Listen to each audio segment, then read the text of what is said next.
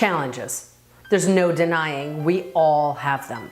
These are the stories of ordinary people facing extraordinary challenges and emerging better on the other side. I instantly knew I was in trouble because I couldn't move, I couldn't speak, I could barely breathe. Fear pretty much ruled over me, and I did not have the power to say no.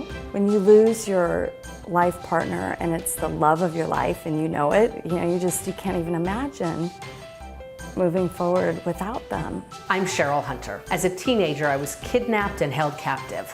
I overcame the trauma and turned my life around. Today, my mission is to let you know that you are bigger than anything that can ever come your way. Having death constantly on your heels really forces you to live. What happened to me was what needed to happen to me to become the person that I became.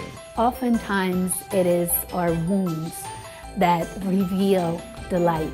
Join us for these extraordinary stories and be reminded that your true nature is to rise.